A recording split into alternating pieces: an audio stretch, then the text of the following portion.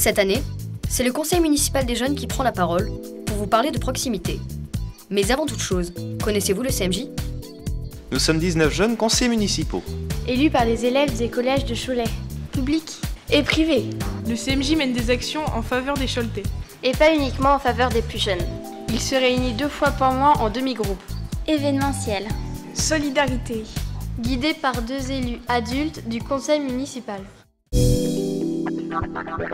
Je pense que l'action qui marquera ce mandat-là, qui restera un moment fort, c'est la rencontre auprès des enfants du centre de loisirs Pluriel. Ce projet était d'organiser auprès des enfants valides et en situation de handicap un après-midi de jeux, d'échanges et de partage.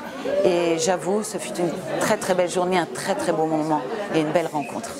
Autre action concrète menée cette année, la réalisation d'un reportage vidéo pour comprendre, avec vous, l'action de la ville en faveur des quartiers de Cholet et du Puy-Saint-Bonnet.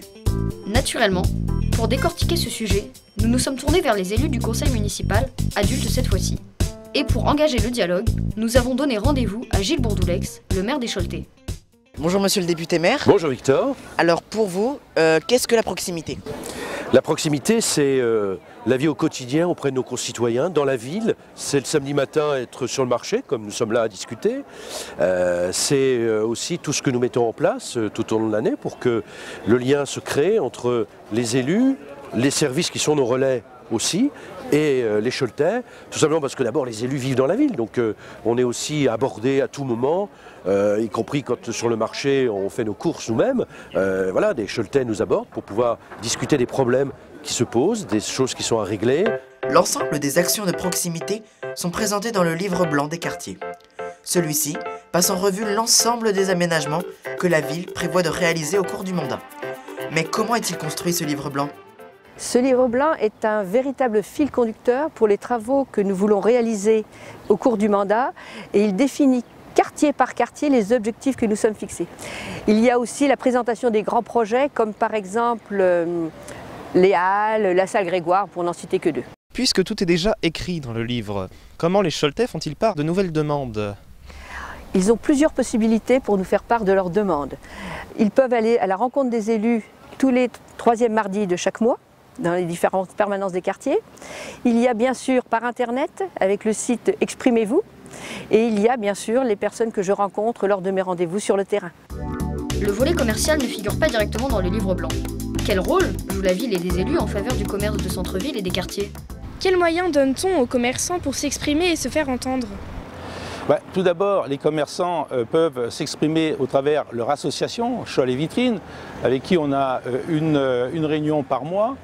Également les associations des quartiers. D'autre part, le pôle commerce fait des visites au niveau des commerçants et c'est très apprécié. De plus, la municipalité organise des réunions sous forme de petits déjeuners pour rencontrer tous les commerçants de Cholet. Les commerçants du centre-ville, les commerçants des quartiers et les commerçants de la périphérie. Et pour la sécurité dans les quartiers, de quelle manière la ville intervient ? Alors c'est la présence de la police municipale dans chacun des quartiers, dans chaque quartier de Cholet, d'être au plus près par exemple des quartiers commerçants auprès des commerçants, auprès des résidents des Choletais dans les quartiers résidentiels. Le tout pour faire respecter les arrêtés du maire, pour la tranquillité publique et assurer la sécurité de l'ensemble des Choletais. Sécurité, soutien au commerce de détail, aménagements urbains, entretien des espaces verts, ça fait beaucoup de choses mine de rien. Mais au fait, ça coûte combien tout ça ? Effectivement, pour embellir la ville, pour la rendre plus sécuritaire, pour entretenir les commerces également, pour les bâtiments publics, pour la voirie, pour les trottoirs, ça coûte effectivement beaucoup d'argent. Et chaque année, la collectivité consacre environ 3 millions d'euros pour tous ces équipements. Ces montants tiennent-ils compte du temps passé par les agents de la ville ? A-t-on évalué ce temps passé et également le nombre d'agents directement impliqués par cette politique de proximité ? Alors tu poses une bonne question, mais la réponse n'est pas si facile que ça. Pourquoi ? Parce que les agents qui vont être investis sur cette mission, c'est principalement les agents du CTM et des espaces verts. Mais ça fait partie de leur mission quotidienne. Être à l'écoute des habitants, intervenir quand il y a des petits problèmes, ça fait partie de leurs priorités. Et j'allais dire, c'est une des priorités de notre collectivité. Merci à tous. On y voit plus clair aujourd'hui. Et vous, qu'en pensez-vous? C'est à vous maintenant de prendre la parole.